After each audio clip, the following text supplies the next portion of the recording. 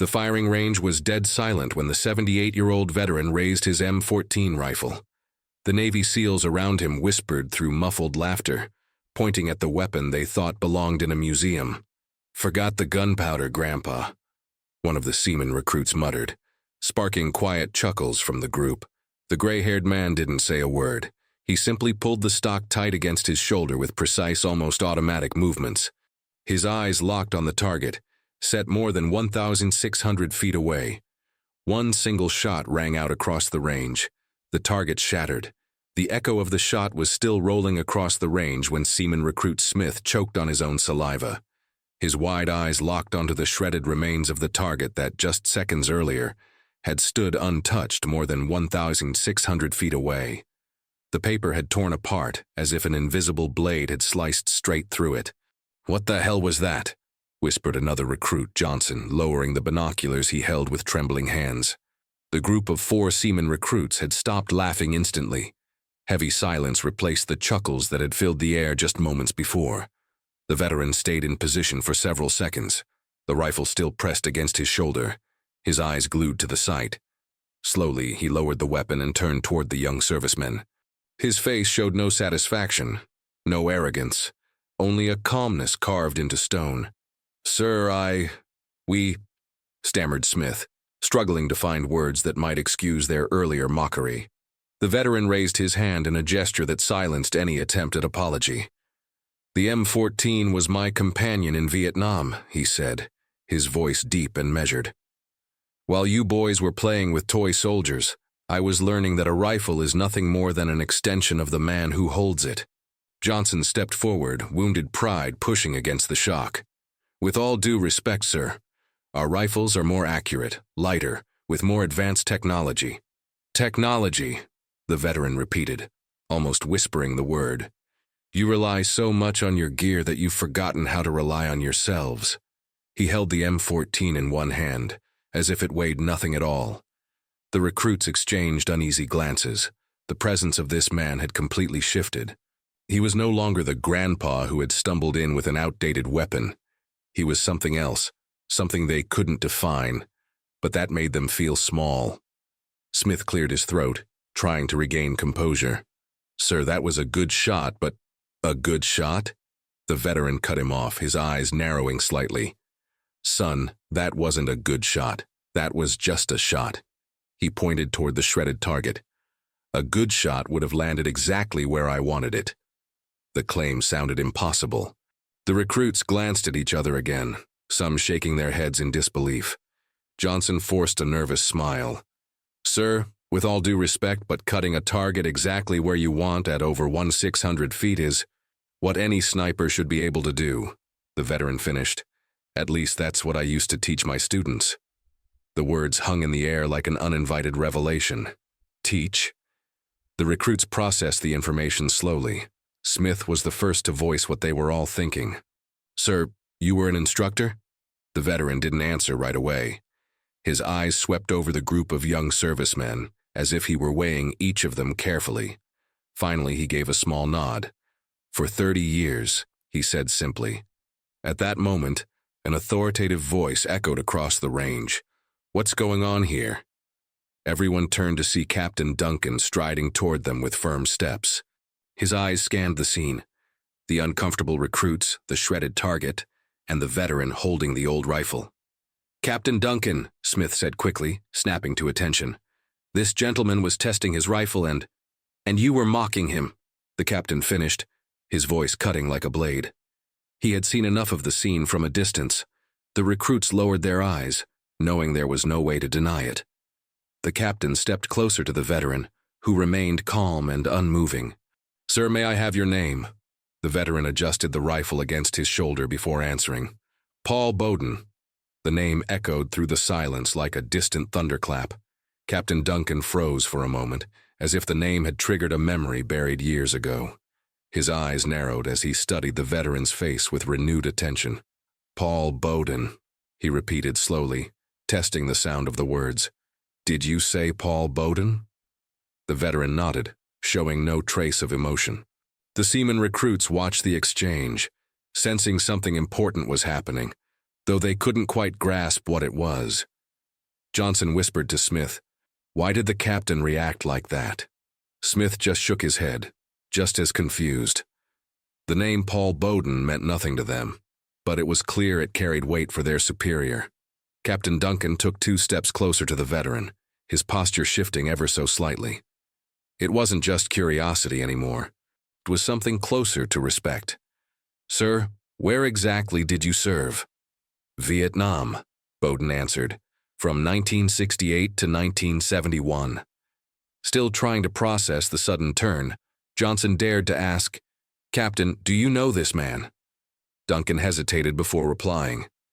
"Not personally, but I know the reputation." He turned directly to Bowden. "Sir, how many marksmen did you train over those 30 years?" "I stopped counting after the first 1,000, Bowden said, his voice carrying no boast. The statement hit the recruits like a punch to the gut. 1,000? Smith felt his throat go dry. How many of those 1,000 had gone on to become SEALs? How many had saved lives using what they'd learned from the man they'd mocked only minutes before?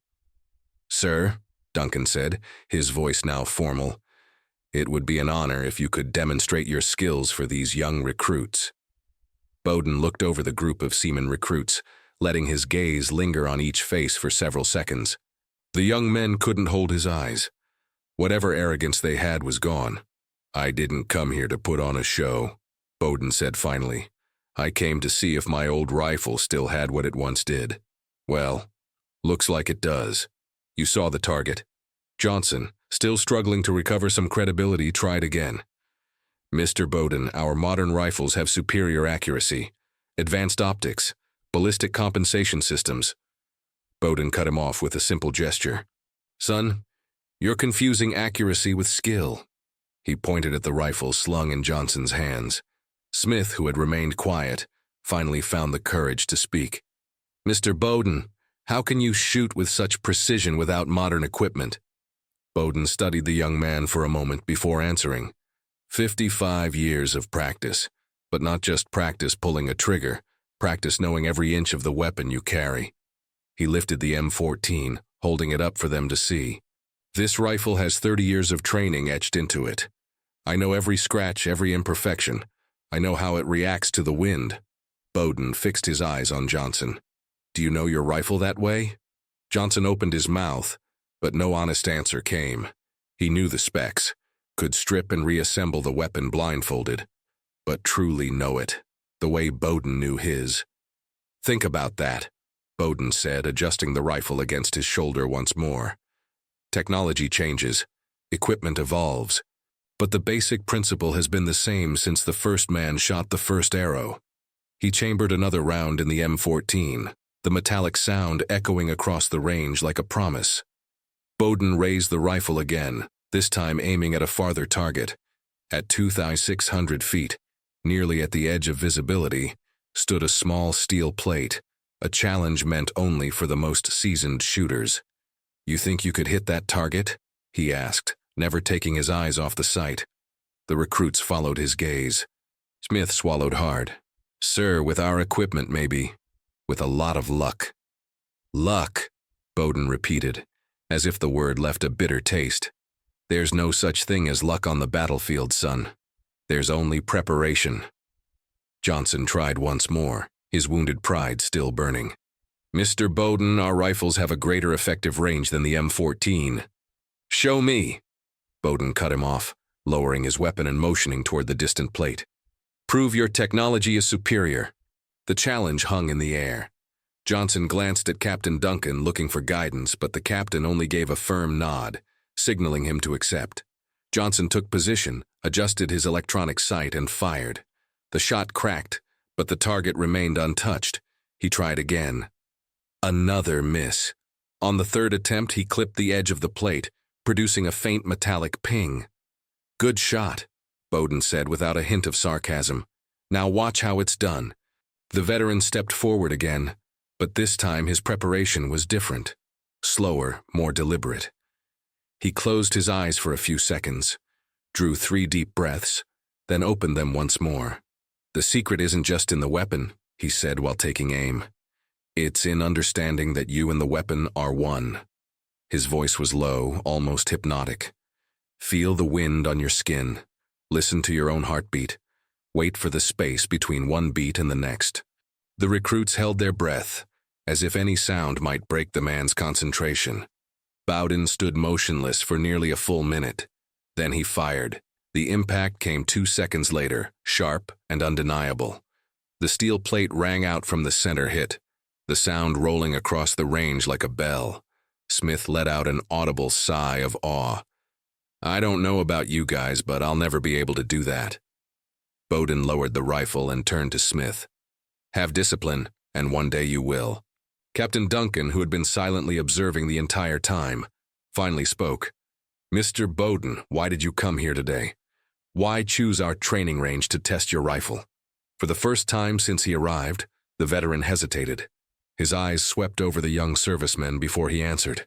My grandson enlisted last week, he said at last. He starts basic training next month. Bowden paused as if the next words weighed heavy. He asked me if I thought he was making the right choice. The recruits exchanged glances. Suddenly, this man wasn't just a mysterious veteran. He was a worried grandfather. And what did you tell him? Duncan asked. That if you carry principles of honor, respect, and humility, any path will become the right one, Bowden replied. Johnson lowered his head, finally realizing their earlier mockery had revealed more about his own character than about the veteran's old weapon. Mr. Bowden, Smith said, his voice thick with genuine regret. Our behavior wasn't worthy of a true SEAL. It was disrespectful. That's not what we were taught. We sincerely apologize. It's all right. You're young, the veteran said as he slung the rifle across his back, preparing to leave. Life still has plenty to teach you. The veteran had already taken 2 steps toward the edge of the range when Johnson stepped forward. Mr. Bowden. The old man stopped, turning fully around. I was wondering if you would allow me to train with you someday. Smith, without hesitation, stepped up beside him. Me too, if you'd let me. The other 2 recruits followed, still embarrassed, but determined. There was no more mockery, no masks left, only respect. The silence that settled wasn't awkward anymore. It was reverent. Bowden studied the 4 of them for a few seconds, then turned his eyes toward Captain Duncan. If you boys want to come out on a Saturday morning, there's an old quarry behind my place. I'll bring the coffee and we'll train. We'll be there, sir, Smith replied, trying to hide a nervous smile. Bowden turned and continued walking. This time no one dared to laugh. No one looked away. The recruits just stood there, watching in silence as the man walked off with the M14 slung across his back, his steps slow but steady. The next morning, at 6 a.m., before Riviere, Smith stood on the range. No orders, no company. Just him, the light breeze of dawn, and his rifle, trying to hear his own breathing between one heartbeat and the next. And the following Saturday at 7 a.m., 4 young men showed up at the wooden gate of Bowden's property. In their hands, they carried their modern rifles.